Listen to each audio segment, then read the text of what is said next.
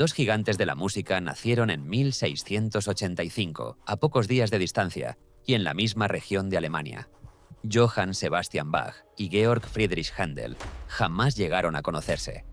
Pero décadas después, ambos terminaron relacionados con el mismo cirujano ambulante, John Taylor, un hombre que recorría Europa operando ojos. Bach murió pocos meses después de ser intervenido. Händel perdió la vista y terminó sus días sin poder leer una sola nota. Una coincidencia ya sería extraña, pero esta es apenas la primera. A continuación veremos 21 casos documentados en los que fechas, nombres, muertes y destinos vuelven a encajar de una forma tan precisa que resulta difícil no preguntarse dónde termina el azar. Y cuanto más avancemos, peor se pone. Empecemos. Número 1. El guión que un padre escribió sin saber que hablaba de su propio hijo. Brandon Lee cayó al suelo de un plató convencido de que todavía estaba interpretando su papel.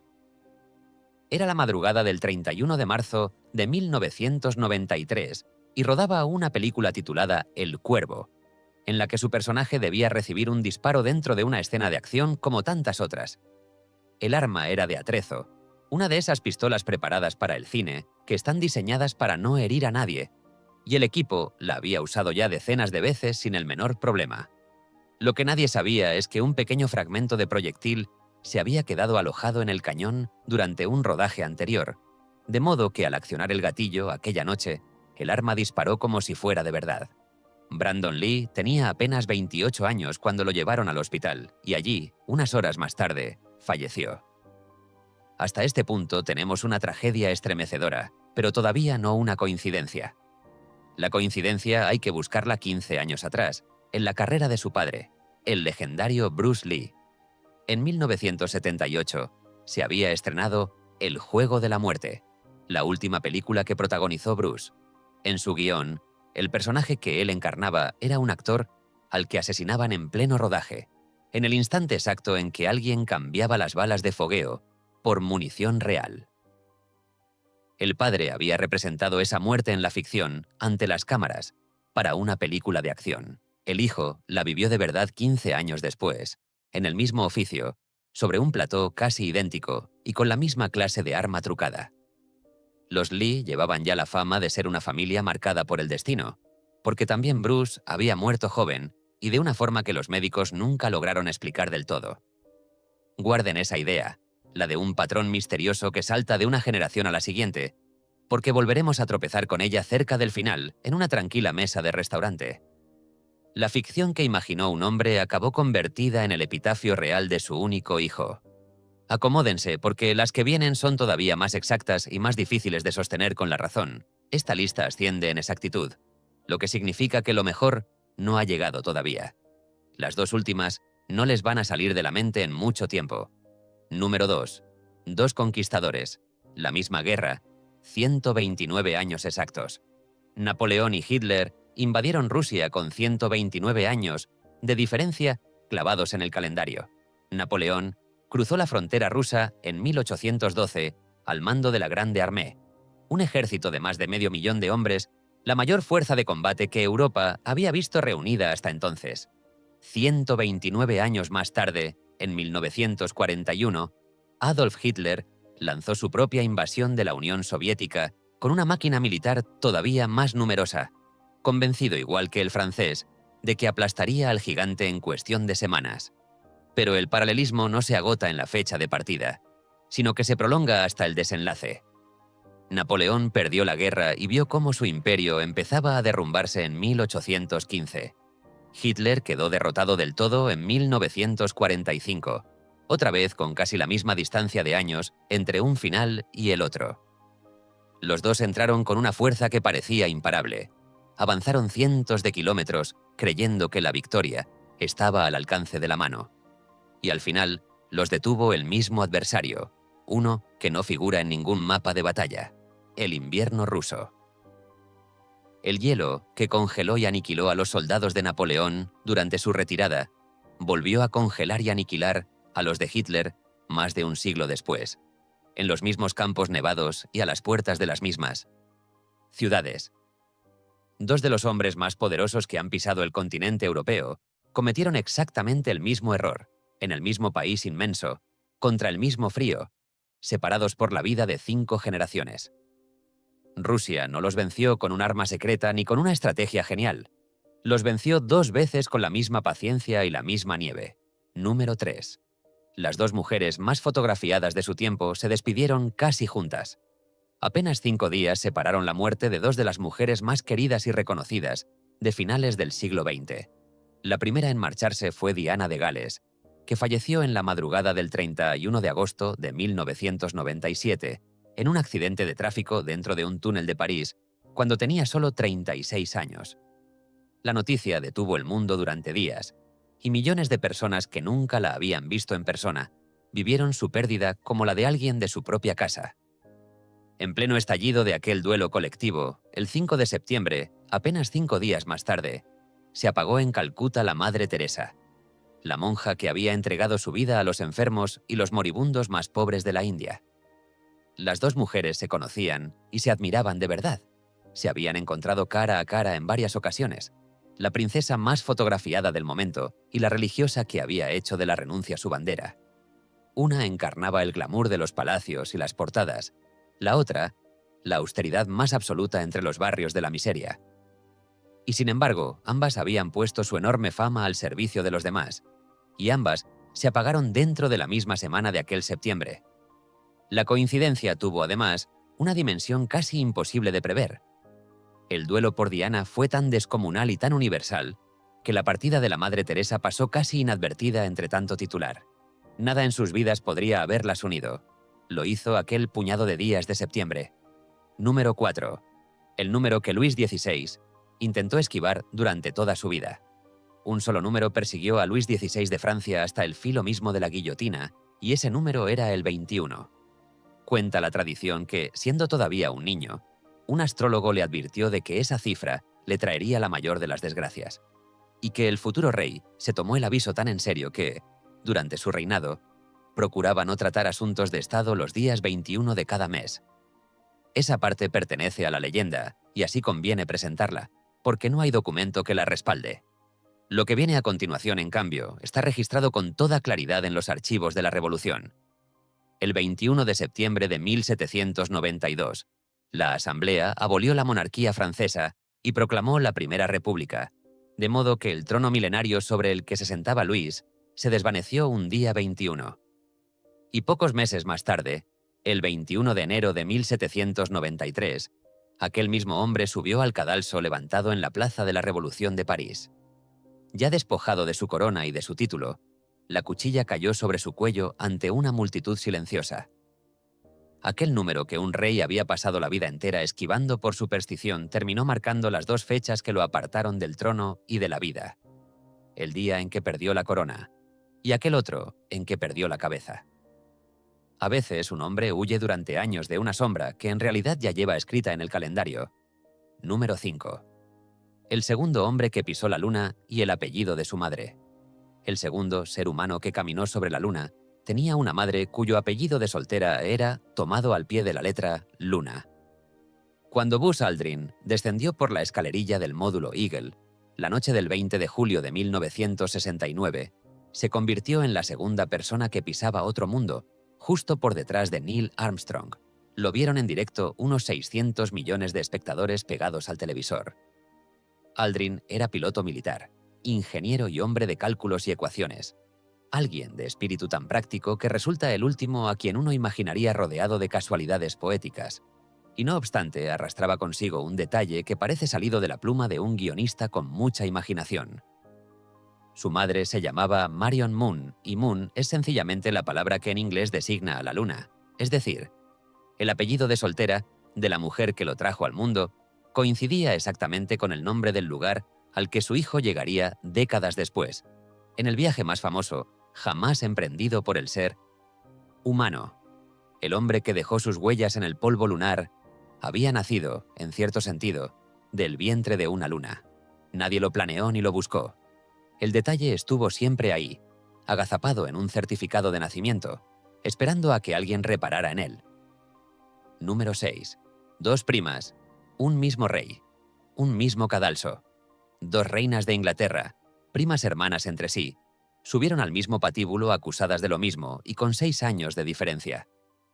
Ambas se habían casado con el mismo hombre, Enrique VIII, el rey que cambió de esposa hasta 6 veces y que llegó a romper con la Iglesia de Roma con tal de poder deshacer un matrimonio. La primera fue Ana Bolena, la mujer por la que Enrique dio la espalda a media Europa y desató una revolución religiosa. En 1536 fue acusada de traición y adulterio y perdió la cabeza dentro de los muros de la Torre de Londres.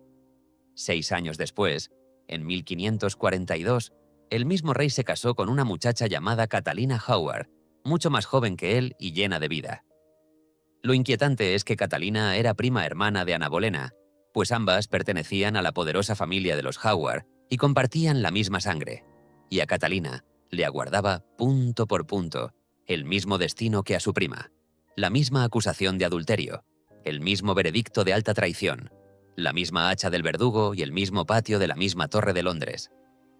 2 mujeres de una sola familia, casadas una tras otra con un solo hombre, ejecutadas en el mismo lugar y por el mismo motivo, con apenas 6 años de por medio.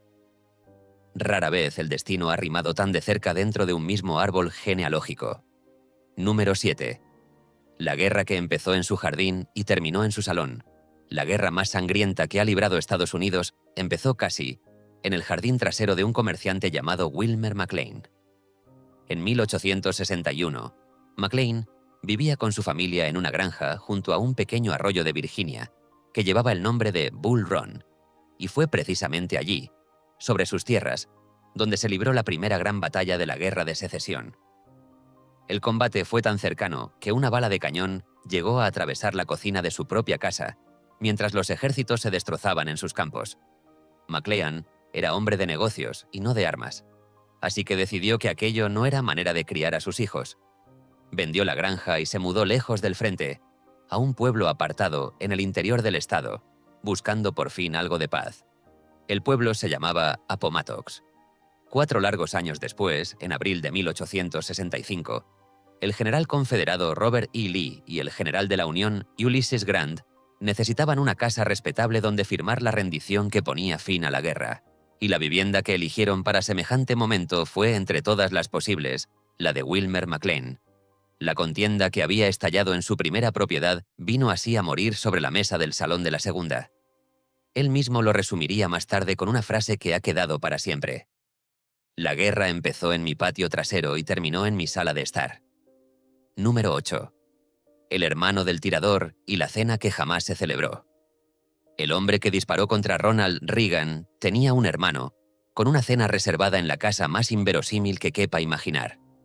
Ocurrió el 30 de marzo de 1981, cuando John Hinckley, hijo, abrió fuego contra el recién elegido presidente Reagan a la salida de un hotel de Washington e hirió de gravedad a varias personas antes de ser reducido. Reagan sobrevivió por muy poco, y conviene recordar que, si hubiera muerto aquel día, el poder habría pasado de inmediato a manos de su vicepresidente, George H.W. Bush. Y aquí es donde la historia se vuelve casi imposible de sostener. El hermano mayor del tirador, Scott Hinckley, tenía apalabrada una cena para la noche siguiente al atentado, y esa cena era en casa de Neil Bush, uno de los hijos del propio vicepresidente. Dicho de otro modo, el hermano del hombre que estuvo a punto de matar al presidente iba a sentarse a la mesa con el hijo del hombre que habría ocupado su lugar. Las 2 familias, la Bush y la Hinckley, se conocían desde hacía años, y la prensa estadounidense recogió el dato con estupor al día siguiente del disparo, incluida la agencia Associated Press. La cena, como es lógico, quedó cancelada de inmediato. No hace falta añadir ninguna teoría por encima de este relato. Basta el hecho desnudo para dejarnos sin palabras. 2 apellidos situados a Shin Sanjaresit. Cada lado de un mismo disparo tenían una mesa reservada para la noche del día después. Vamos ya por la mitad de la lista, y a partir de aquí las coincidencias se vuelven aún más difíciles de digerir. Si están viendo esto en la televisión del salón, es un buen momento para acomodarse del todo. Lo que queda por delante incluye un barco de novela, una sinfonía maldita y un rey que se topó de frente con su propio rostro al otro lado de una mesa. Sigan con nosotros, que lo mejor está por llegar. Número 9. 2 niñas del mismo año, a un país de distancia. Anna Frank y Audrey Hepburn vinieron al mundo el mismo año, en 1929, a un país de distancia. Ambas eran apenas unas niñas cuando la ocupación nazi cayó sobre Europa y les robó la infancia de golpe. Anna Frank, en Ámsterdam, se escondió con su familia en una buhardilla secreta y escribió allí el diario que después leería el mundo entero. Un cuaderno que se convertiría en uno de los testimonios más leídos de todo el siglo. Audrey Hepburn, la futura y elegantísima estrella de Hollywood, pasó aquellos mismos años atrapada en los Países Bajos ocupados, en la ciudad de Arnhem, viviendo el mismo miedo, el mismo toque de queda y la misma hambre atroz. Durante el terrible invierno de 1944, cuando los alimentos se agotaron por completo en la región, Audrey llegó a comer bulbos de tulipán molidos para no morir de inanición. Las 2 niñas caminaron por el mismo país, bajo la misma bandera de ocupación, a pocos kilómetros la una de la otra, sin llegar jamás a conocerse. Una de ellas no sobrevivió a la guerra. Anna murió en el campo de concentración de Bergen-Belsen poco antes de que llegara la liberación. La otra vivió para convertirse en una de las mujeres más admiradas y luminosas de su época. Años más tarde, ya siendo una figura mundial, Audrey Hepburn leyó el diario de Anna y confesó que era como leer las páginas de su propia vida. Por eso mismo se negó siempre a interpretarla en el cine. La sentía demasiado cerca de su propia piel. 2 vidas que arrancaron casi idénticas y se bifurcaron por unos pocos kilómetros de pura suerte. Número 10. La llamada de teléfono que salvó a Michael Jackson. Michael Jackson tenía una reunión de negocios en lo alto de una de las Torres Gemelas la mañana del 11 de septiembre de 2001, o al menos, eso fue lo que él mismo relató tiempo después. Según su testimonio, la cita estaba fijada en una de las plantas superiores del World Trade Center a primera hora de aquel martes que iba a cambiar el mundo. La noche anterior, sin embargo, el rey del pop se quedó hablando por teléfono con su madre, Katherine Jackson, hasta bien entrada la madrugada. Fue una de esas conversaciones que se alargan sin motivo aparente y a las que uno no quiere poner fin. La charla se prolongó tanto que Michael no oyó sonar el despertador a la hora prevista, se quedó dormido y, sencillamente, faltó a la reunión de aquella mañana. Pocas horas después, los 2 aviones se estrellaron contra las torres y el mundo entero contuvo la respiración. Si el relato es exacto, una simple llamada de una madre a su hijo, una conversación que se hizo larga sin ninguna razón especial, mantuvo a una de las personas más famosas del momento lejos del punto exacto de la catástrofe. Conviene subrayarlo con toda la prudencia, porque la única fuente que tenemos de esta historia es la propia palabra del cantante y no existe registro que la confirme. Pero, si de verdad sucedió tal y como él lo contó, la vida de Michael Jackson dependió aquella noche de que una conversación cariñosa con su madre no quisiera terminar nunca. Número 11. 2 hermanos bajo la misma hiedra. Vincent van Gogh y su hermano Theo reposan hoy uno junto al otro, cubiertos por la misma hiedra. Vincent, el pintor que apenas logró vender un cuadro mientras vivía y que hoy llena museos en cada continente, murió en el verano de 1890 en un pueblecito francés llamado Auvers, roto por la pobreza y por la enfermedad de su mente. Theo no era pintor. Era su hermano menor, el marchante de arte que lo sostuvo durante años, el que le enviaba dinero y cartas sin descanso, el único que creyó en su talento cuando prácticamente nadie más lo hacía.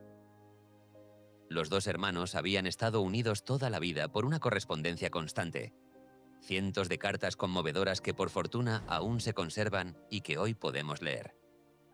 Cuando Vincent murió, algo se quebró también para siempre dentro de Theo. Apenas 6 meses después, en enero de 1891, Theo falleció también, consumido por la pena y por la enfermedad, como si no supiera ya vivir sin su hermano. Con el tiempo, su viuda quiso que los 2 volvieran a estar juntos y trasladó los restos de Theo hasta el mismo cementerio de Auvers. Hoy, sus 2 tumbas reposan pegadas la una a la otra, cubiertas por la misma hiedra sencilla que alguien plantó un día sobre ambas. La posteridad recordará a uno como un genio universal y al otro apenas como su sombra fiel. Pero bajo esa hiedra callada no hay ya genio ni sombra que valgan. Solo quedan 2 hermanos que nunca supieron vivir el uno sin el otro. Número 12. El músico que pasó la vida huyendo del número 13. Arnold Schoenberg temió al número 13 con toda su alma durante la vida entera. El gran compositor vienés, uno de los que más transformaron la música del siglo XX, padecía lo que los médicos denominan triskaidecafobia, es decir, un miedo sincero y paralizante a esa cifra concreta. No se trataba de una pose ni de una excentricidad de artista. Había nacido, para colmo, un día 13, el 13 de septiembre de 1874, y estaba convencido en lo más hondo de que el 13 terminaría llevándoselo por delante.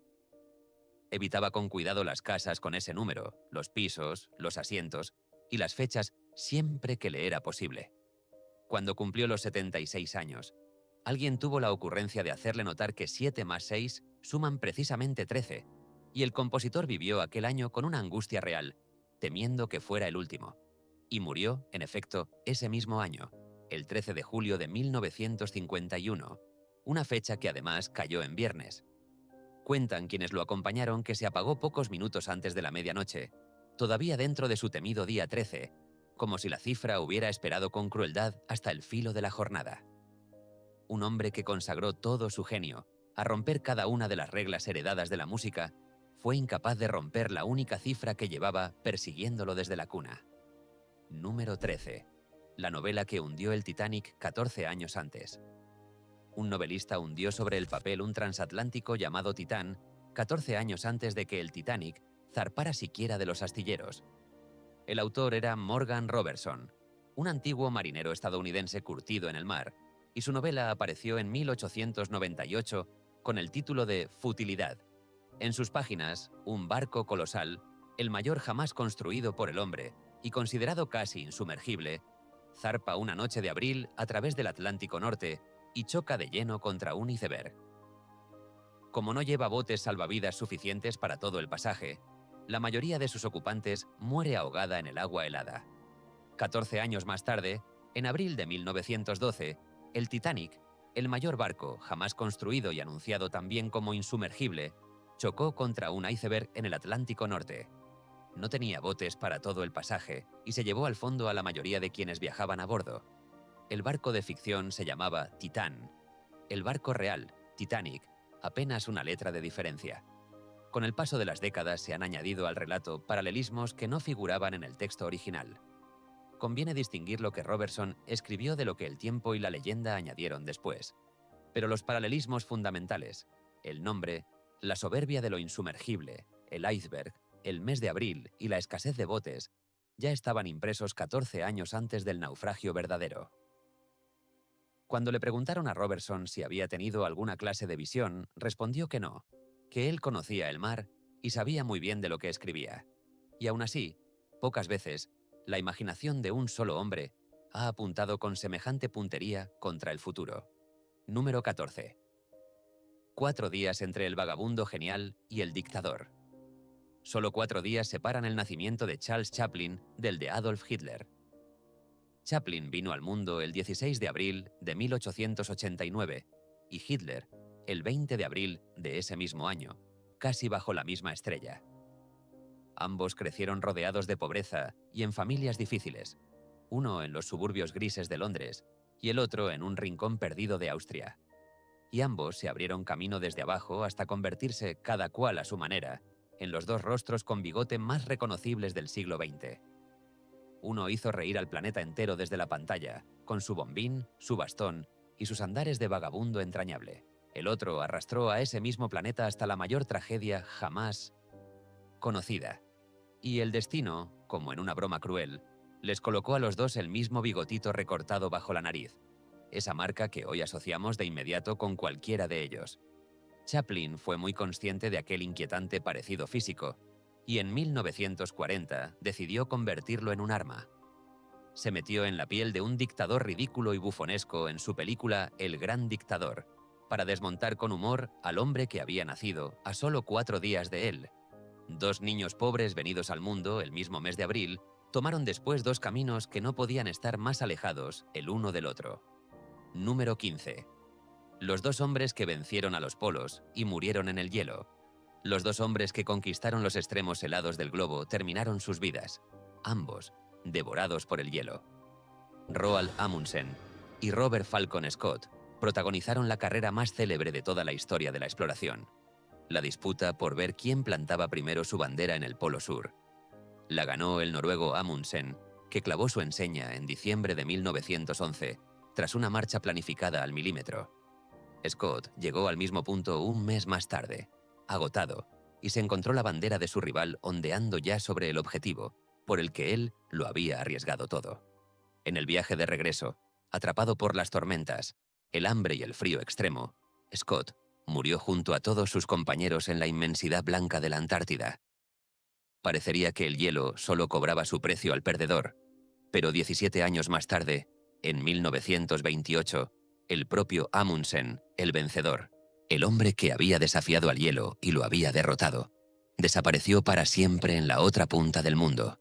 Se perdió en las aguas heladas del océano Ártico, cuando volaba en una misión para intentar rescatar a otro explorador en apuros, y nunca se hallaron sus restos.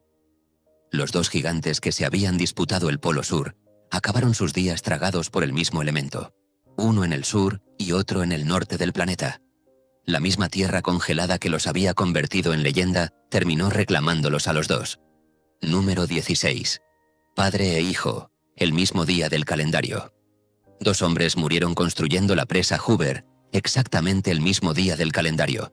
Eran padre e hijo. El padre, J. G. Tierney, se ahogó en las aguas del río Colorado el 20 de diciembre de 1921, mientras inspeccionaba el terreno donde se levantaría la futura presa. Fue la primera víctima mortal del proyecto. 14 inviernos después, el 20 de diciembre de 1935, un joven obrero se precipitó al vacío desde lo alto de una de las torres de la obra ya casi terminada. Fue la última muerte registrada en la construcción. Se llamaba Patrick Tierney y era el hijo de aquel primer hombre. El mismo 20 de diciembre, 14 años justos, abrió y cerró la lista de vidas que costó levantar la presa. La primera y la última llevaban idéntico apellido, número 17, la maldición que persigue a la novena sinfonía. Una superstición recorre la música clásica desde Beethoven. Ningún gran compositor logra sobrevivir a su novena sinfonía. Digámoslo desde el principio, porque aquí nadie vende misterios de humo. Se trata de una superstición, de un patrón que la gente ha ido notando con los años, y no de una ley de la naturaleza. Pero el patrón, hay que reconocerlo, resulta inquietante. Beethoven murió sin llegar a estrenar una 10ª sinfonía, de modo que su monumental novena fue su despedida del género. El austríaco Anton Bruckner falleció dejando su propia novena sin terminar sobre el atril. El checo Antonín Dvořák puso como broche final de su obra sinfónica una novena, la célebre Sinfonía del Nuevo Mundo. Y el caso más asombroso de todos es el de Gustav Mahler, que conocía de sobra la leyenda y llegó a tenerle verdadero pavor. Para burlar a la maldición, Mahler se negó a poner el número 9 a la obra que le correspondía por orden, y la tituló con un nombre en lugar de con una cifra. Estaba convencido de que así engañaría al destino y esquivaría la sentencia. Después, ya más tranquilo, se atrevió por fin a componer la que llamó sin disimulo su novena sinfonía. Murió antes de poder estrenar la 10ª, como si aquella cifra hubiera sabido esperar con paciencia su momento. No existe causa alguna que explique todo esto, y precisamente por eso les pone los pelos de punta a tantísimos músicos. Número 18. El día en que nadie lloró a dos gigantes. Aldous Huxley y C.S. Lewis murieron el mismo día, y casi nadie en el mundo llegó a enterarse. Los dos eran escritores inmensos y muy leídos. Huxley había imaginado un futuro inquietante en su novela Un mundo feliz, una de las obras que definieron el siglo. Lewis había creado el reino mágico de Narnia y era, además, uno de los pensadores cristianos más influyentes de su tiempo. Ambos fallecieron el 22 de noviembre de 1963. El problema, para su memoria, fue el tercer nombre de aquella misma jornada. Ese mismo día, en la ciudad de Dallas, fue asesinado a tiros el presidente John F. Kennedy, y la noticia del magnicidio ocupó por completo cada portada, cada emisora de radio y cada conversación pública durante semanas enteras. A la sombra colosal de aquel disparo, la muerte de dos de los mayores escritores de la centuria pasó casi por completo inadvertida. El hombre que había imaginado el mañana y el que había levantado un mundo entero de fantasía, se marcharon la misma tarde, tomados de la mano por la casualidad, mientras la humanidad entera miraba hacia otro lugar. Hay días en que el mundo solo tiene sitio para un único titular.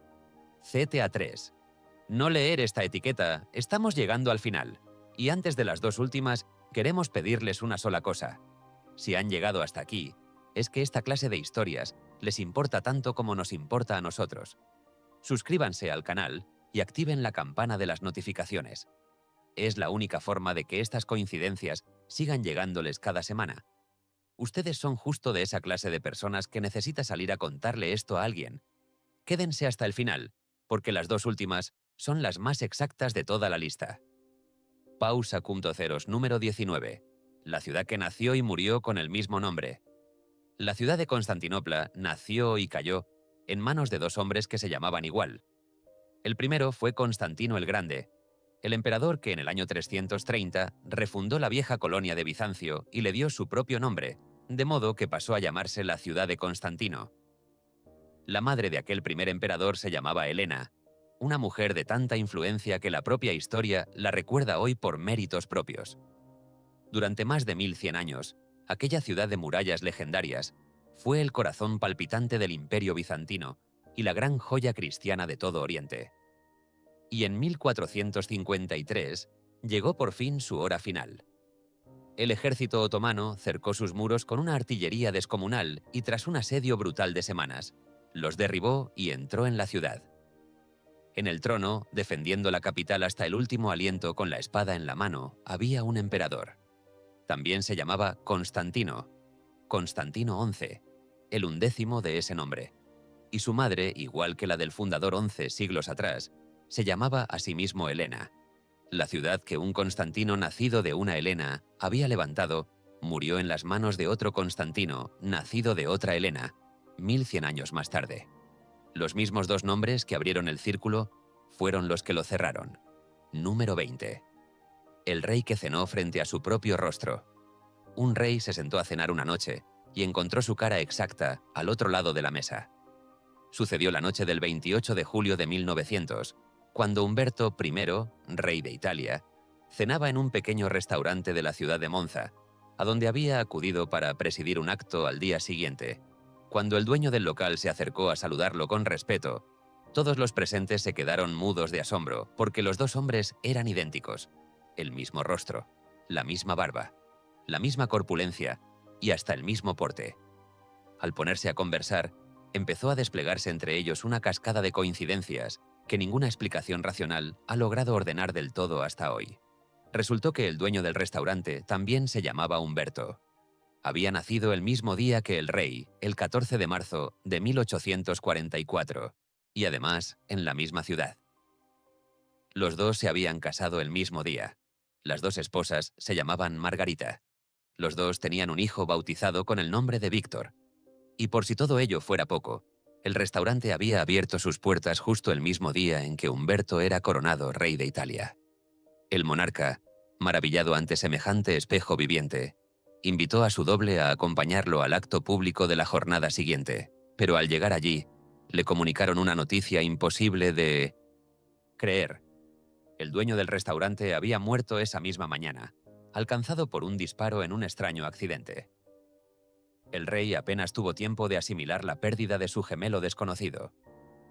Aquella misma tarde, el 29 de julio de 1900, un anarquista llamado Gaetano Bresti se abrió paso entre la multitud, apuntó contra Humberto I y lo mató a tiros allí mismo. Los dos Humbertos, nacidos el mismo día, casados con mujeres del mismo nombre, se apagaron por sendos disparos con apenas unas horas de diferencia.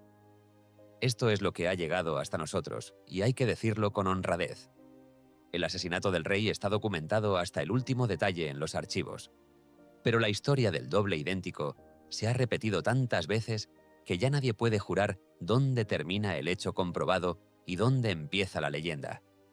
Y ese es quizá el mayor de todos los misterios, que una coincidencia sea tan perfecta que ni siquiera nos atrevamos del todo a creerla. Número 21. 7 metros de césped entre el primero y el último. Poco más de 7 metros de césped separan al primer y al último soldado británico caídos en la Primera Guerra Mundial. Se llamaban John Parr y George Ellison, y hoy descansan uno frente al otro en un pequeño cementerio de Bélgica, muy cerca de la ciudad de Mons, con las lápidas mirándose para siempre a través de un estrecho pasillo de hierba. John Parr fue el primero en morir. Cayó el 21 de agosto de 1914, cuando la guerra acababa de empezar, siendo un muchacho de tan solo 17 años que había mentido sobre su edad para poder alistarse. George Ellison fue el último, un veterano curtido de 40 años que había sobrevivido a 4 años de trincheras, al infierno del Somme y a los combates de Ypres. Cayó abatido el 11 de noviembre de 1918, a las 9:30 de la mañana, apenas 90 minutos antes de que sonara el alto el fuego que ponía fin a la contienda. Entre la muerte de uno y la del otro caben más de 700.000 soldados británicos muertos y 4 años de horror sin nombre.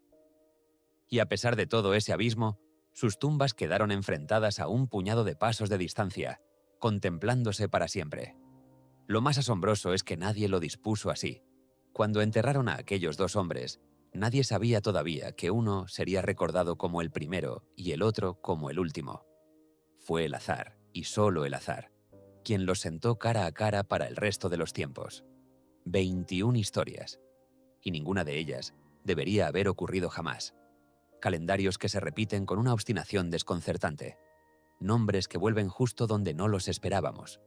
Vidas que se copian a lo largo de los siglos con una puntería capaz de dar vértigo. Puede que todo sea simple azar, el resultado inevitable de miles de millones de vidas humanas cruzándose una y otra vez durante miles de años. O puede que el tiempo, de cuando en cuando, tenga la vieja costumbre de rimar consigo mismo. No hace falta decidirlo esta misma noche. Basta con quedarse con la sensación, difícil de sacudirse, de que el mundo es un lugar bastante más extraño de lo que uno imagina la mayor parte del tiempo. Si alguna de estas coincidencias les ha dejado con la boca abierta, salgan a contársela hoy mismo a alguien. Y si quieren seguir descubriendo casos como estos, tienen la lista completa del canal esperándoles ahí mismo, en la pantalla. Nos vemos en la próxima entrega, con nuevas piezas de este enorme rompecabezas al que llamamos historia.